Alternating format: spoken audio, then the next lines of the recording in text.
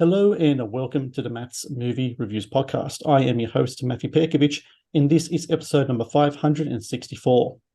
Releasing October 20 in theaters across the US is Malibu Horror Story, a supernatural horror mystery that tells the story of a team of paranormal investigators who search the sacred caves of Malibu for clues in the unsolved disappearance of four local teens. 10 years in the making, Malibu Horror Story offers a unique approach to the found footage horror movie with its blend of style, impressive craft, and engrossing storytelling. And for anyone out there who wants to find out about tickets, you can go to MalibuHorrorStory.com, check out links there, check out the trailer. I think you'll find it to be a really appealing movie to watch, and it gets a big thumbs up from me. I'm working on my review later today, and I really recommend people check out this movie when it comes out. And joining me now is the director and writer of Malibu Horror Story, Mr. Scott Slone. Scott, how are you today? Good. Thank you for that amazing introduction. It's my pleasure to be you said 564? Yes, sir. Awesome. I'm excited. Thank you so much for having me. Well, thank you so much for coming on. And I'm sure right now, like you're doing all your press and all that for the film coming out in a few days. 10 years, man, working on a movie, and it's incredible, all of these episodes, all these years talking to filmmakers, just how long it does take to get these independent films off the ground. The interesting thing about Malibu Horror Story is that I've heard you refer to it as kind of like a Frankenstein of a movie, in that it's got these different kind of elements to it. You can market it as a found footage movie, but it's got other stuff to it as well. And it seems to me that over those 10 years, what you were really doing is kind of like not only experimenting with different technologies and such into, creating this movie, but also keeping an eye on kind of the trends in the horror market as well and trying to find the right time to release this. So what was that whole 10 years like for you? Were there moments of pressure to get something out earlier? Were there moments of stress? Because it seems to me that you did a really great job in kind of sticking to your guns and waiting for that right moments to not only get creative, but to get kind of really smart in the way you wanted to release this film, make this film, and get it ready for people to watch it. Yeah, I mean, you hit it right on the head. I mean, that's exactly what happened. It wasn't just about the years of struggle, the independent years of struggling to get it made. It was also about trying to cater it and play along with both technology and both what was popular with horror audiences or what was dying. So, for me, I think, I mean, this really started in 2009 with the scripting phase, and then 2010 with the very first version that was called Malevolent. I can definitely say that, at least now it feels, I can't say it's the perfect time to release it. I mean, it's great that it's coming out in October around the Halloween time, so that really helps. But I would say that, it time shaped this film, and like it feels like the right time because clearly you said it, and it's like there was multiple times when this film could have got released, and it just wouldn't have. It either wouldn't have resonated or it wouldn't have gotten a wide release, especially not a theatrical release. I just mean people, it probably wouldn't have had a lot of eyeballs on it. So it's really nice that we were able to do, a year and a half of festivals, and kind of that again is a test audience. When you finish a film, if you take it to a test audience and you ask for brutal honesty, they fill out these forms anonymously. You're reading these forms and you're like, wow, okay, this guy hates this, he likes this. And you start to line up all the stuff that people like and all the stuff that people hate. And, as a filmmaker, if you're making like a very artistic piece, a lot of times everybody's opinions go out the window. But when you're making a piece that you want to be slightly commercial, you do need to take into account your audience and what they like and don't like. I mean, they're the ones that are going to buy tickets to go see it. They're the ones that are going to rent it and, stream it. So for me, it's one of those things where I feel really good, and it's like a big weight off my shoulder for this film in particular. I have a lot of catching up to do, so you're going to see a lot of movies come out after this for me. But yeah, it is a crazy thing to say that this started in 2009, and like I said, that's the struggles of independent filmmaking and trying to make something that hopefully appeals to a broader audience. The whole found footage movie genre to me is really interesting in that, I think especially in the last several years, filmmakers have gotten really creative in the way you can really approach this genre and present it on screen.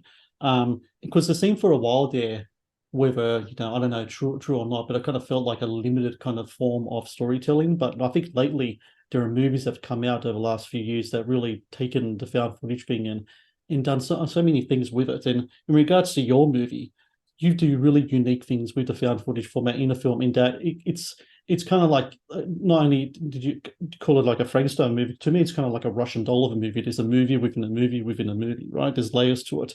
That kind of approach of a movie within the movie within the movie. When did that moment kind of click for you that you knew that not only did you have to do something creative with the prime footage that you had when it was called the Malibu tapes, it was just only the found footage stuff on its own, that but also that you knew that, or you had a feeling that I can release this stuff, but I need to do something else with it to kind of just get that kind of hook in and separate my found footage stuff with the other found footage things that have come out in the last several years or so. Yeah, I think there was a time when I felt like a lot of the found footage movies, it was 2015, 2016, when the box office, especially just theatrical found footage and kind of big budget found footage, I guess you can call it, even though studios were calling them micro budget, it was around 2015, 2016 that I noticed the decline was happening pretty rapidly, because, you know, they got popular pretty rapidly too after Paranormal, and the decline happened. It was like a bubble that kind of burst. And when it went underground, I knew I couldn't do a lot of the found footage movies that I was seeing at that time that were kind of the underground indies. I knew I couldn't do that with the footage I already had. I couldn't start over from scratch. I had to kind of take the footage that I already had and do something with it. And I think it was around 2017, 2018 that the true crime and ghost hunters shows got really popular, that it was like kind of a light bulb. And YouTube as well. YouTubers. I was watching a whole lot of just YouTube, and I was so impressed with how professional some of these YouTubers, like podcasts and shows and just reviews and stuff like that, were. And the ghost hunting thing became a serious, profession for a lot of people. And so talking with a lot of those people, I mean, the guy who made the spirit box for our movie, and a lot of the props that we used came from a lot of these professionals. It kind of just like a light bulb that clicked that said, hey, if you can put it inside of this kind of format and kind of disguise it, so to say, and as long as it feels still all the same picture, because what I didn't want to happen is someone look at this and go, hey man, this feels like 18 different movies that you clearly shot over 18 different years. I didn't want that to happen. I wanted it to feel somewhat seamless, as seamless as I could get it, at least. And so I think it was around that time that I realized, like, you know what, there's people doing new things with found footage that maybe I'd want to do, but I just can't with the footage that I have. So what I can do is kind of make this Frankenstein of a piece that really has every aspect of found footage, and try to at least deliver it to you differently, so that maybe even if you weren't a found footage fan, you would watch it going, hey, I still enjoyed the movie.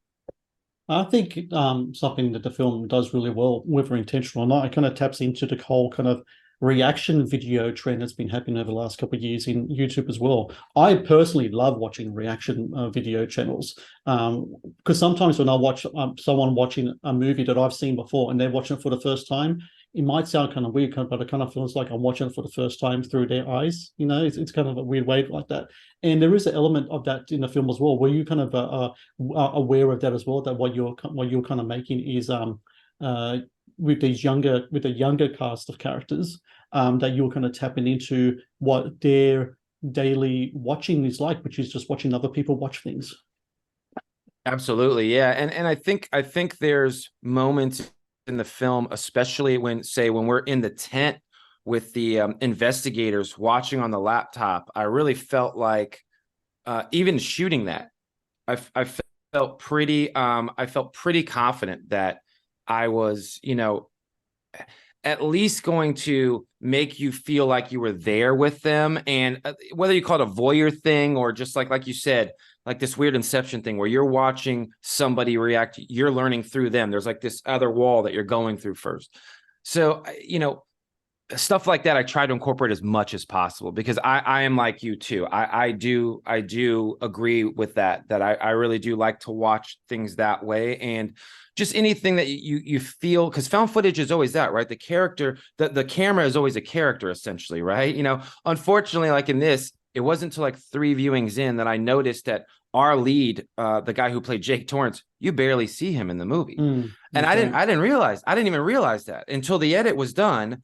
And maybe 3 or 4 screenings into a film festival that I realized, I was like, man, you know, he's behind the camera the whole time. And he literally was right behind the camera the whole time. Now, of course, there's a cinematographer and there's the lenses. And I used big, huge cameras on this, but it was one of those things where like there's certain things I didn't catch till afterwards. And I was like, man, you know, because that camera is supposed to be him. It's supposed to be another character. And then to take it to another level with the investigator kids, putting it on the laptop and watching it with them. Those are the only things that I could really come up with. I was like, okay, this is going to at least help put you in there. And especially when you find out things that you find out while you're in that tent and you're in the cave, you start to realize, oh man, this is bad news. So. The Matt's Movie Reviews podcast is brought to you by Fandango. Get the latest showtimes, guaranteed tickets, browse Rotten Tomatoes scores, and watch trailers with Fandango, the #1 movie ticketing app. The Matt's Movie Reviews podcast is brought to you by Gift Card Store. Australia's leading provider of gift cards, Gift Card Store offers a variety of prepaid MasterCard and Visa cards in physical or e-card format. You can even design your own card as the ultimate personalized gift. With Gift Card Store, you can gift the gift you know they will love. The Matt's Movie Reviews YouTube channel is brought to you by TeePublic. TeePublic is the world's largest marketplace for independent creators to sell their work on the highest quality merchandise. With over 1.2 million designs, TeePublic is sure to have something you'll love. Please support Matt's Movie Reviews on Patreon. Get access to exclusive content, request movie reviews and top 10 lists, and help support my work. Please click on the Patreon link in the description below. The Malibu of the title. As an outsider, myself an outsider looking in, Malibu just seems like a really interesting place where on one end of the spectrum it really seems like a place of influence, a place of celebrity, where all these kind of celebrities like, you know, have houses there and such, all the way back to the days of Johnny Carson and other people of that era. But then on the other end, you've got these canyons and caves, and underneath the earth there is like the remnants of a brutal history, like there's blood and bone underneath the surface there, which is something that really kind of comes up in your movie as well. How important in regards to the whole Malibu aspect of the film was tapping into the history of that territory, especially in regards to kind of like the whole kind of I don't want to give away too much here. I'm just trying to think of the trailer to see if I am, but if I am, just let me know. The kind of like more Native American kind of like approach of it in the history of that area. Yeah, I mean, it was at first it started off. It wasn't Malibu by choice. It was Malibu because of some of the stories I had heard. It was more Santa Barbara. It's more kind of Santa Barbara. Malibu has a lot too, but a lot of the stories I was hearing and a lot of the research I did and going up there to Malibu, to the canyons, to the caves, to the cliffs, to Santa Barbara, same deal. I kind of just started realizing that I was like, you know, this is where it should take place, because I also was looking for something different than woods. A lot of the woods stories or the Wendigo stuff, I'd heard those things too many times. And you know, when we did do the screen testing, we had a little bit of the story or the lore or the backstory in there, and people really liked that and they gravitated towards that. And they didn't like boys running through woods with backpacks and camping and stuff because they had seen that too much. And so the cave thing and, you know, the portals and the rocks and the research that was done into that came about just because I felt like it hasn't been done much. And of course, you know, America has a history. So, you know, there's certain things that are just naturally there. So it was one of those things where I felt like it was the perfect setting. It could have been, there's stuff that happens at like, say, Skinwalker Ranch in Utah, but that's been done a whole lot. And there is a lot of stuff in New Mexico as well, just the American West. But I felt like Malibu, and you know, I think maybe it was also other producers saying, hey, Malibu is a name that people are going to know all across the world potentially. So I think that also played a part into it as well. The supernatural aspects of the film, you know, incredibly chilling.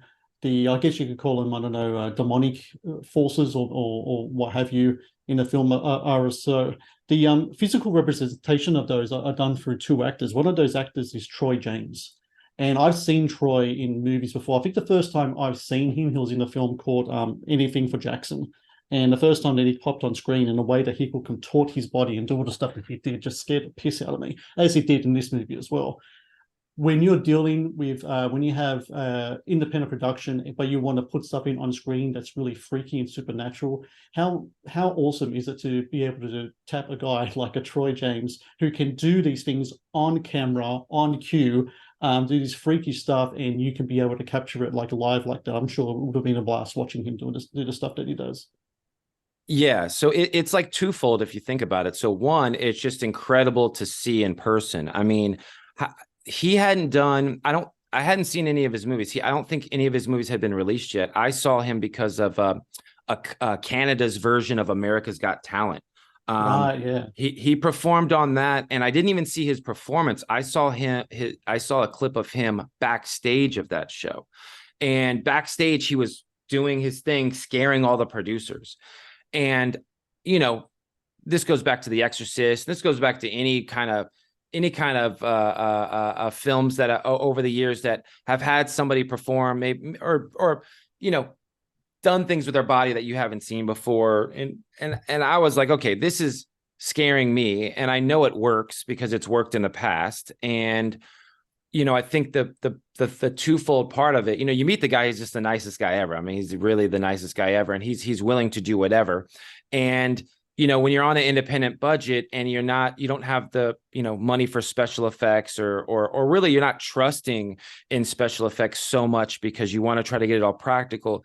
He's also an extreme budget saver. You know what I mean? Like he's bringing that budget down because he can do in one shot in this film, you know, we won 2 special effects awards during the festival circuit. And I wanted to give them back because they were like, hey, this is for that one scene. And I was like, guys, that was not special effects. That was actually Troy James doing this. And so that really shows how the funny awesome thing is that Troy is like a walking special effect, right? That's what's so fantastic about him. He is. Exactly. So yeah, it was a pure joy. And like I said, it was the perfect, person at the perfect time for the perfect role, I thought. Final question. 10 years in the making, films coming out. You've had festival screenings. When you show a film to a cinema and they're reacting the way you want them to react, and you're getting these really good notices, good reviews, and now the movie's coming out for, you know, general release. I think it's going to like almost around 200 plus theaters now around the US. What feelings do you have? Is it relief? Is it pride? What things are running through your mind now that this film is going to be out very soon? I mean, at the moment, it's still just a lot of work. You know what I mean? Like, I would love to say that I'm just hanging out or what. I mean, I'm in a hotel right now, right next to the Chinese theater, actually, where we're going to be premiering. And I'm going theater to theater to do promotion. I mean, I got the shirt on right now. You know, I am, you know, doing the promotion right now. So I can definitely say that it's still work, but maybe after this weekend, it would be some relief. I think the thing that a lot of people, you know, would say is after 10, 12 years, it's like, yeah, there is a big wait. And there absolutely is. Like when I got to go to the first film festival screening and watch it with an audience, there was a special feeling there of relief and just like, wow, this is cool. And to see your movie play, it's my first feature too, you know, and to see it play in front of an audience or with an audience and to see people be scared. I mean, when you're editing these films and when you're putting the film together, you have no idea what people are going to think. I honestly was like, I don't think we're even going to get into some of the festivals. Festivals aren't so easy to get into nowadays. You know what I mean? There's so many movies being made. So, you know, from the audiences to the critics and like I said, everybody respects that it's an indie, and that's really nice. Don't, you know, they're not putting us in the category with The Conjuring or Insidious, you know what I mean, the new modern one. So it's been very, very nice, and I'm very excited to see how it goes from here. You know what I mean? I'm more excited for you know, after the States, seeing it go international and seeing how, because I know we did the UK, we did a couple we did Grimfest. We did a couple other places, and people really enjoyed it there. And like I said, I want to go to Latin America. I want to go to a lot of places that maybe I didn't get a chance to during the festival circuit and see how it plays. So yeah, and then when it goes streaming, and especially when it goes like worldwide streaming, that's going to be the part where I'll probably have my true relief, because then the job is done, because I still have to do so much more for the movie from now until then. But yeah, there is sometimes you stay too busy that you don't get to take a moment and step back and look at it, from an outsider. You're just so in the moment each time, working on everything, that you never really get to take a step back. So I could say that, yeah, it's special and it's very cool, but it's still just a lot of work. It feels like the work never ends. Well, I got to say that you did really great work with Malibu Horror Story, and everyone out there listening, October 20, go get tickets. MalibuHorrorStory.com. The film will show in over 200 theaters. Watch this film in theaters. We need people to go to the cinema and watch indie films in theaters, especially now. It's horror time. Let's get your scare on. Let's go out there and watch a really good scary movie, because that's what you're going to get with Malibu Horror Story. And Scott Slone, congratulations with the film. Best of luck to you. And I look forward to see what you're going to do afterwards. I know you're probably holding on to a lot of different projects and probably got a lot of things in the fire. So, when those films come out as well, I'd love to talk to you again. I would love to chat with you again. Yeah. And I have one in post-production right now. So hopefully we'll chat soon.